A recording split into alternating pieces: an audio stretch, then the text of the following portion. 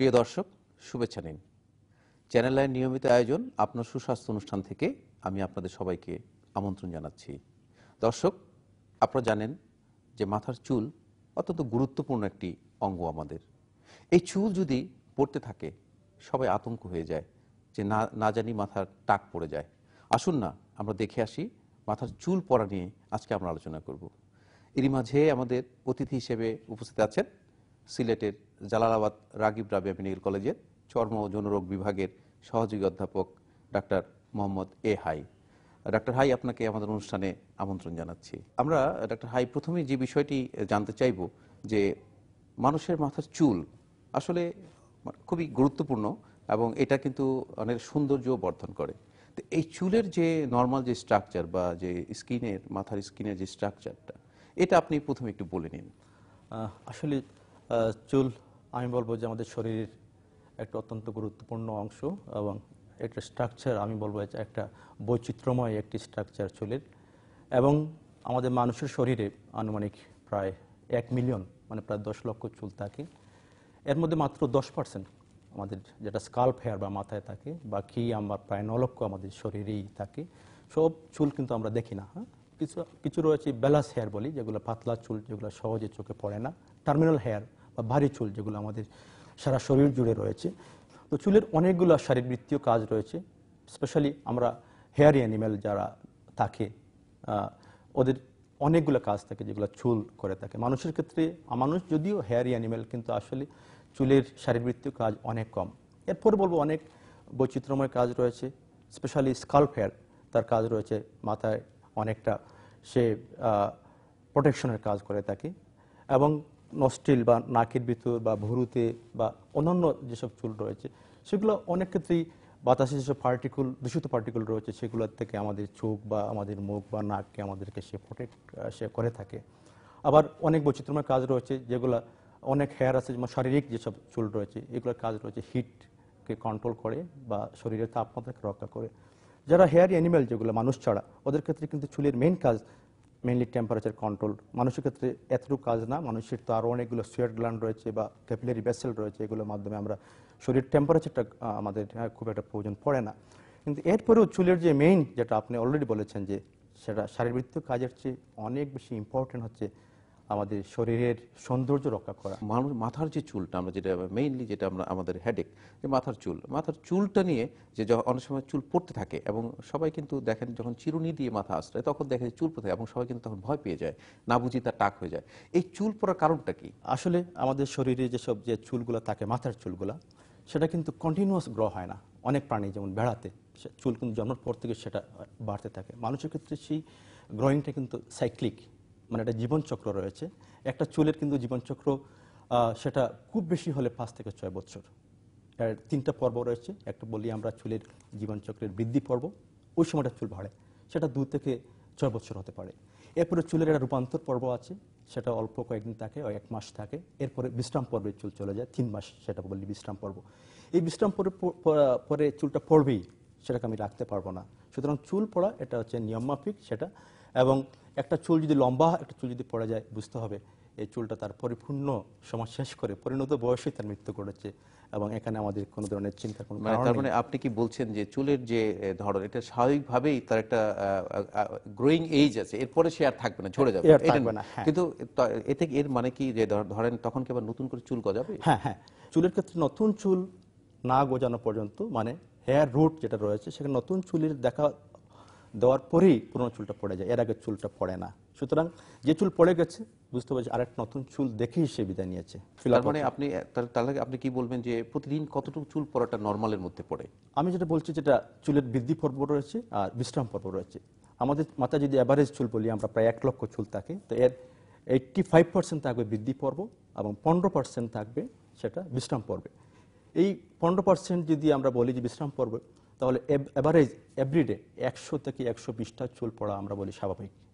তারপরে এই বিশ্রাম পর্বে যেগুলো আছে সেগুলো পড়ে যেতে পারে যে কোনো সময় পড়ে আচ্ছা, যেতে কিন্তু পারে। কখন টাকটা হবে, কখন যেটা যেটা সবাই খুব করে যে মাথার টাক থাকলে অনেকেই খুব একটা মানে সমাজে বা ইয়েতে সবাই একটু একটু দুশ্চিন্তায় পড়ে যায় আর কি। আসলে হ্যাঁ। টাকটার ব্যাপারটা, যদিও এটা বাংলায় টাক বলে, ইংলিশে সেটার অনেকগুলো ডিজিজের একটা ভেরিয়েশন, এটা এগুলো আসলে চুল পড়ার অনেকগুলো কারণ রয়েছে। একটা তো বললাম স্বাভাবিক চুল পড়বেই, এভরিডে 100 থেকে 120টা পড়বে, কিন্তু কমন কজ যেটা রয়েছে সেটা বলি আমরা অ্যান্ড্রোজেনিক অ্যালোপেশিয়া। হ্যাঁ, সেটা দু ধরনের হতে পারে। মেলের ক্ষেত্রে সেটা বলি আমরা মেল প্যাটার্ন অ্যালোপেশিয়া, আর ফিমেলের ক্ষেত্রে বলি আমরা ফিমেল প্যাটার্ন অ্যালোপেশিয়া। যতগুলো চুল পড়ার কারণ রয়েছে এর 90% কারণটাই কিন্তু সেই অ্যান্ড্রোজেনিক অ্যালোপেশিয়া। মেল প্যাটার্নটা বলি এই কারণেই, কারণ মেলের যে চুলের যেটা স্বাভাবিক যে একটা আকৃতি রয়েছে, মানে সামনে লাইন রয়েছে, ওই লাইন থেকে একটা সাইড থেকে সে চুল পড়বে এবং মাঝ থেকে পড়বে, হ্যাঁ, টপ থেকে পড়বে, এই জন্য এটাকে বলি আমরা মেল প্যাটার্ন। বা ফিমেল প্যাটার্নও সেই হরমোনের কারণেই পড়ে থাকে, বাট তার পড়াটা অনেকটা মাথার মাঝামাঝি অংশটুকু পড়বে। টাক পড়াটা কিভাবে আমরা বুঝতে পারবো বা মানে নির্ণয় করা যাবে কিভাবে যে তার টাক পড়ছে বা পড়া শুরু হয়েছে? প্রথম কথা হচ্ছে কি যে কমন অ্যালোপেশিয়া যেটা বললাম আমরা, যেটা অ্যান্ড্রোজেনিক অ্যালোপেশিয়া, সেটা তিনটা ফ্যাক্টর এখানে ভেরি ইম্পর্টেন্ট। সেটা হচ্ছে নাম্বার 1, সেটা বলি আমরা হরমোন, যেটা মেল হরমোন বা অ্যান্ড্রোজেনিক হরমোন যেটা, সেটা ভেরি ইম্পর্টেন্ট ফ্যাক্টর। সেকেন্ড ফ্যাক্টরটা হচ্ছে হেরিডিটরি, তার উত্তরাধিকার তার কতটুকু রয়েছে, it is very important factor. এবং 3 নম্বর ফ্যাক্টর হচ্ছে গিয়ে বয়স। আমরা বলি যেটা যে without any inheritance, without any hormone, এই এলোপেশিয়া হবে না। বাবা মা বা দাদা দাদি এরকম বংশের যদি কারো থাকে, তার বংশ পরক্রমায় কি তাদের হতে পারে কিনা সন্তান সন্ততি? 100%। যেটা কিন্তু আমরা কেন হয়? যেটা আমরা বলি মেইলের ক্ষেত্রে যে বলা হয়, যেটা যদি তার বাবা, চাচা বা তাদের ভাই, সেটা হতে পারে। আবার মায়ের দিক থেকে সাধারণত মামা বা নানা, যে কোনো দিক থেকে আসতে পারে। তবে মেইলের ক্ষেত্রে দেখা যাচ্ছে যে মায়ের দিক থেকে আমরা ইনহেরিটেন্সটা একটু বেশি পাচ্ছি, এবং ফিমেলের ক্ষেত্রে আমরা বাবার দিক থেকে ইনহেরিটেন্সটা একটু বেশি পাচ্ছি। আর হরমোন যেটা বলছি, উইথাউট হরমোন চুল পড়বে না। যারা ইউনাক, মানে যারা পুরুষত্ববিহীন পুরুষ, তাদের কখন মাথায় টাক হয় না।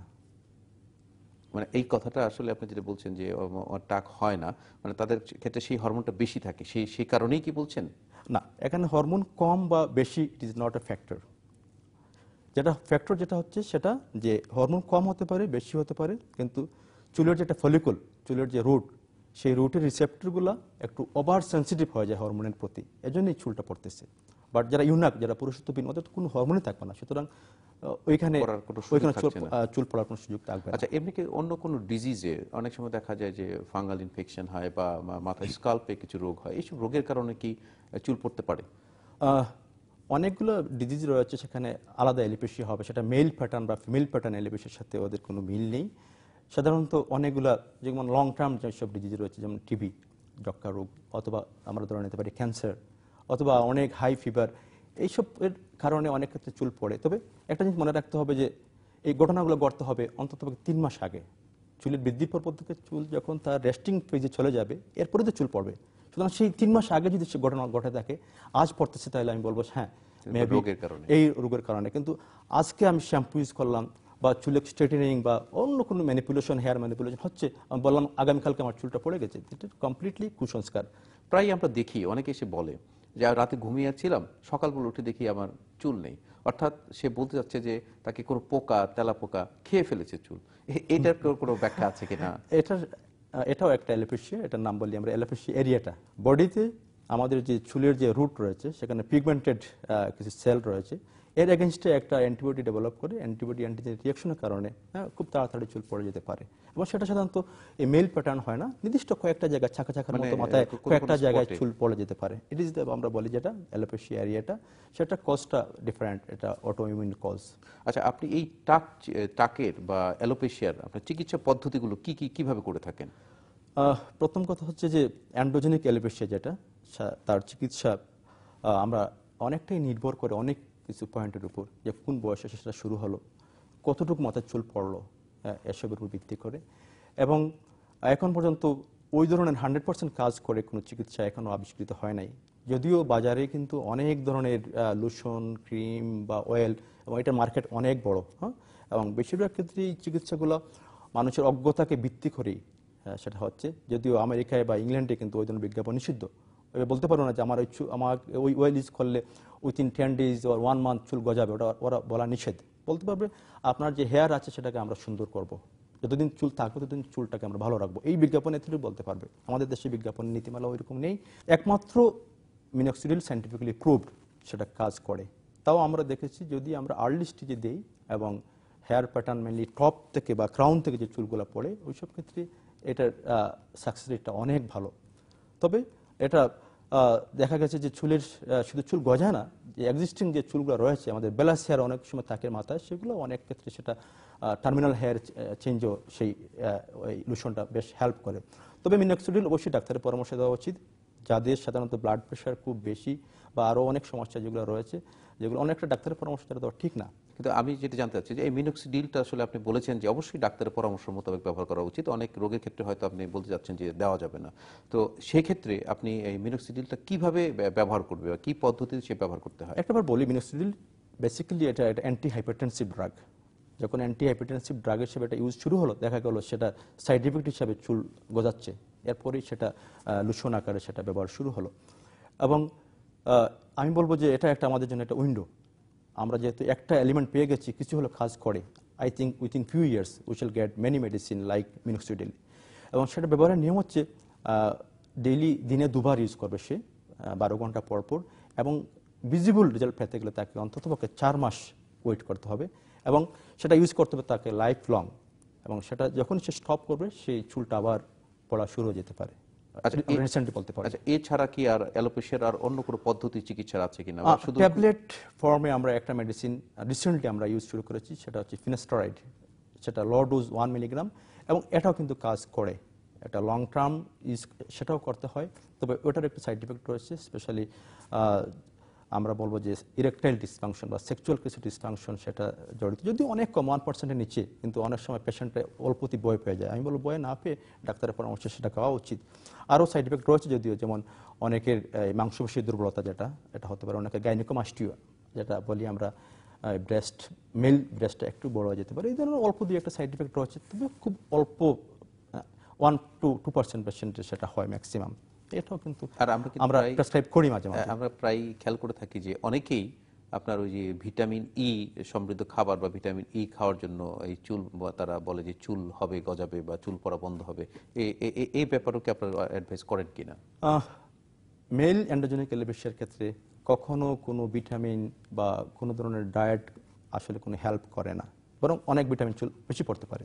যেমন হাইপারভিটামিনোসিস এ, বেশি ভিটামিন এ খেলে উল্টো চুল পড়ার সম্ভাবনা রয়েছে। আচ্ছা, এই যে কমপ্লেইনটা, এটা আসলে দেখা যায় ইয়াং জেনারেশনদের ক্ষেত্রে, যারা মানে কেবল গড়ে উঠছে, তৈরি হচ্ছে, তাদের ক্ষেত্রে দেখা যাচ্ছে চুল পড়া একটা তাদের মধ্যে একটা সবসময় লজ্জা একটা কাজ করে। তো সেটা তো আসলে আপনি বলেছেন যে চিকিৎসার মাধ্যমে এটা সারিয়ে তোলা সম্ভব। এছাড়া মানে আপনি কোন বয়সে এই চুল পড়ার এটা সাধারণত বেশি হয়? আসলে এই অ্যান্ড্রোজেনিক অ্যালোপেশিয়া যেটা, সেটা শুরু হয় পিউবার্টির পরে। আমরা কমনলি বলি 18 থেকে 40 বেশি হয়, এবং সেটার জন্য দায়ী কিন্তু এই অ্যান্ড্রোজেন বা মেল হরমোন টেস্টোস্টেরন। এবং মজার বিষয় হচ্ছে যে এই হরমোন টেস্টোস্টেরনটা আমাদের পুরুষত্বের যেসব বিকাশ ঘটে, যেমন দাড়ি, গোপ বা বডির যে স্ট্রাকচার ডেভেলপমেন্টের জন্য সেটা খুবই ভালো কাজ করে, এবং বডি হেয়ারটাও ইমপ্রুভ করে টেস্টোস্টেরন। বাট স্কাল্পের ক্ষেত্রে বা মাথার চুলের ক্ষেত্রে সেটা নেগেটিভ কাজ করে। দিন দিন টেস্টোস্টেরন হরমোন কিন্তু আমাদের চুলকে আস্তে আস্তে আস্তে পাতলা করে দেয়, এবং এইজ 80-র পরে কিন্তু ইট ইজ কমন 90% লোকেরই অ্যান্ড্রোজেনিক টাইপ অ্যালোপেশিয়া বা মেল প্যাটার্ন অ্যালোপেশিয়া হতে পারে। সুতরাং হরমোন আমাদের জন্য দরকার, বাট স্কাল্প হেয়ারের জন্য হরমোনটা নেগেটিভ কাজ করছে। আর এছাড়াও আপনার কিন্তু আরেকটা জিনিস আমরা দেখি যে পত্রপত্রিকায় দেখি বা আমরা শুনেছি আপনারাও করে থাকেন, যে হেয়ার গ্রাফটিং বা আপনার হেয়ার ইমপ্লান্টেশন একটা নতুন একটা সংযোজন হয়েছে, এটা কি আপনারা করেন কিনা সায়েন্টিফিক্যালি, বা কিভাবে করেন? আসলে হেয়ার ট্রান্সপ্লান্টেশন অনেক বেশি করা হয়ে থাকে, এবং সব রোগীকে কিন্তু সেটা করা যায় না। পেশেন্ট সিলেকশনের উপর কিন্তু ওটার সাফল্য অনেকটাই নির্ভর করে। যাদের আর্লি স্টেজ, মানে যাদের অ্যালোপেশিয়া খুব বেশি স্প্রেড হয় নাই, ওদেরকে যদি প্রপারলি সিলেক্ট করা যায়, এবং ওর যদি সাধারণত অ্যালোপেশিয়াতে যেটা হয় সাইডের চুলগুলো থাকে, তো আমরা যেটা করি যে ওই জায়গা থেকে কয়েকটা ত্বকের চামড়া সহ চুলের টুকরো আমরা যে জায়গায় চুল নেই সেখানে আমরা বসাই। তো এই প্রসিডিওরটা একটু লং। এভরি সেশনে আমরা 15 থেকে 20টা গ্রাফট হয়তো আমরা নতুন যে জায়গায় চুল নেই সেখানে বসাতে পারি, এবং প্রতি যদি আমরা মাসে একবার করে করি, অন্ততপক্ষে 20 থেকে 25টা সেশনের আগে আমরা মাথাকে কসমেটিক্যালি রেজাল্ট আমরা পাবো না। এবং যে গ্রাফটিংটা আমরা করব, সেই গ্রাফটিংয়ের ব্যাপারেও অনেক পেশেন্টেরও অনেক কিছু বোঝার রয়েছে। যে গ্রাফটিংটা করব সেটা অনেক ক্ষেত্রে ইনফেকশন হয়ে যেতে পারে, তখন কিন্তু যে চুলটা আমরা লাগাবো সেটা হয়তো থাকবে না, উল্টো চুল ইনফেকশন হয়ে যেতে পারে। আর সেকেন্ড, যে চামড়াটা আমরা সে লাগাচ্ছি আমাদের চুল সহ, কিছুদিন পরেই ওই চামড়াটা কালো হয়ে স্কিন পড়ে যাবে, এমনকি যে চুলটা আমরা গ্রাফট করব সেটাও কিন্তু পড়ে যাবে। 3 মাস পরে গিয়ে ওই জায়গায় চুলটা উঠবে। তো এইভাবে এটি যে টাইম কনজিউমিং, আমরা তাড়াতাড়ি কোনো রেজাল্ট পাবো না। হেয়ার ট্রান্সপ্লান্টেশন ক্ষেত্রে আমাদেরকে রেজাল্টের জন্য 1 থেকে 2 বছর ওয়েট করতে হয়। এছাড়া আর কোনো রিসেন্ট কোনো ডেভেলপমেন্ট আছে কিনা? রিসেন্টলি ইদানিং যেটা গবেষণা হচ্ছে স্টেম সেল, অ্যাকচুয়ালি আমার চুল যে গজাচ্ছে সেখানে একটা স্টেম সেল থেকেই সেটা চুলটা ইনস্ট্রাকশন পাচ্ছে এবং চুল হচ্ছে। স্টেম সেল থেকে চুল গজানোর যে পদ্ধতি সেটা রিসেন্টলি সেটা গবেষণা হচ্ছে এবং কয়েকটা জায়গায় সাকসেসফুলি সেই স্টেম সেলটা ট্রান্সপ্লান্ট হচ্ছে। এটা I think within few years it will be available in our country. মাথায় উকুন হয়, যে পোকা থাকে বা অনেক সময় ইনফেকশন থাকে বলছেন, সেসব কারণে তো ট্রিটমেন্টের জন্য আমরা দেখি যে অনেকে শ্যাম্পু ব্যবহার করেন, সাবান ব্যবহার করে। এই ক্ষেত্রে আপনার কোনো উপদেশ আছে কিনা? একটা বার বলবো যে শ্যাম্পুর কারণে চুল পড়ে না, পড়ার কোনো কারণ নেই। কারণ আগেই বলেছি, চুলের যে রুট বা ফলিকুল সেটা চুলের অনেক ডিপে থাকে এবং একমাত্র ফলিকুল সেল যদি ডিস্ট্রয় হয় তাহলে চুল পড়তে পারে। সুতরাং শ্যাম্পু ইনফ্যাক্ট বা অন্য লোশন কোনো কারণে চুল পড়ার উপর ওদের কোনো এফেক্ট নেই। তবে ফাঙ্গাল ইনফেকশন বলি আমরা, বাচ্চাদের ক্ষেত্রে যদি দীর্ঘদিন ফাঙ্গাল ইনফেকশন থাকে তাহলে চুল পড়তে পারে। সেই ক্ষেত্রে আমরা অ্যান্টি ফাঙ্গাল কিছু শ্যাম্পু বা এগুলো আমরা দিয়ে থাকি। এটা ভেরি সিলেক্টেড কেস। এবং অনেকে আছে যে মাথায় তেল ব্যবহার করে না, বা তেল অনেকে মনে করে যে তেল ব্যবহার না করলে, কিন্তু এরকম কোনো তেল ব্যবহার করার কোনো একটা আছে কিনা, বাধ্যবাধকতা, বা তেল ব্যবহার করলে ভালো থাকে স্কিনটা? সেটা আসলে নির্ভর করে আপনার চুলটা কতটুকু, কি টাইপের চুল আপনার। বেশিরভাগ ক্ষেত্রেই আসলে হেয়ার অয়েলের কোনো প্রয়োজন নেই। চুলে এত বেশি, মাথায় এত বেশি গ্ল্যান্ড থাকে, সেবাসাস গ্ল্যান্ড, তৈল গ্রন্থি, আসলে চুলে তেল দেওয়ার প্রয়োজন পড়ে না। কেউ যদি খুব বেশি কাজ করে, যে প্রচুর ধুলাবালিতে সে কাজ করতেছে বিভিন্ন কারণে, ড্রাই হেয়ার, তার বিভিন্ন হেয়ার ম্যানিপুলেশন খুব বেশি হচ্ছে, হেয়ার স্ট্রেটেনিং হচ্ছে, কেমিক্যাল ইউজ করতেছে, চুল বিভিন্ন কারণে ড্রাই হয়ে যাচ্ছে, অকেশনালি সে অয়েল ইউজ করতে পারে, but we never prescribe in oil for. Doctor M ভাই, আপনি আমাদের দর্শকদের জন্য চুল পড়া বন্ধের সংক্ষেপে 2-3টি উপদেশ আপনি বলতে পারেন? ডাক্তারের পরামর্শ অনুযায়ী চিকিৎসা করলে, এখন যেসব প্রিপারেশন মার্কেটে রয়েছে, আমি যেটা বলেছি অলরেডি, মিনোক্সিডিল লোশন বা ফিনাস্টারের ট্যাবলেট, এগুলো কিন্তু স্টুডেন্ট বা যারা ইয়াং এজ, এদের ক্ষেত্রে কিন্তু বেশ ভালোই কাজ করে। সুতরাং চিকিৎসকের পরামর্শ অবশ্যই সেটা নেওয়া উচিত। এবং আমরা এভরিডে শ্যাম্পু করলেও বা এভরিডে কন্ডিশনার করলেও আসলে চুলের কোনো ক্ষতি হয় না, বরং চুলটা আরও অনেক বেশি ফ্রেশ দেখায় এবং চুলের ঔজ্জ্বল্য বাড়ে। সো আমরা বলবো যে চুলের যত্নের জন্য যেটা ইম্পর্টেন্ট, চুল সম্বন্ধে জানা, এবং অবশ্যই যা আমরা ইউজ করবো, ঔষধ বলি বা লোশন বলি, ডাক্তারের পরামর্শ অনুযায়ী নেব। ডক্টর এম ভাই, আপনাকে আমাদের স্টুডিওতে আসার জন্য অনেক ধন্যবাদ। সুপ্রিয় দর্শক, আজকে আমরা চুল পড়া বন্ধ এবং মাথার টাক সমস্যা নিয়ে আলোচনা করলাম। এই আলোচনার মাধ্যমে আমরা জানতে পেরেছি যে কিভাবে আমরা মাথার চুল পড়া বন্ধ করতে পারি, এবং মাথার টাক যদি হয়ে যায় তার চিকিৎসা পদ্ধতিটা কী। কাজেই এই প্রলুব্ধ কোনো বিজ্ঞাপন দেখে আপনারা প্রতারণার শিকার হবেন না। অবশ্যই চিকিৎসকের পরামর্শ মোতাবেক টাক সমস্যার সমাধান আপনারা করতে পারেন, সেই আশাবাদ ব্যক্ত করছি। এবং আগামী দিনের অনুষ্ঠান দেখার জন্য আপনাদের আবারও আমন্ত্রণ জানিয়ে আজকের মতো এখানে বিদায় নিচ্ছি। খোদা হাফেজ।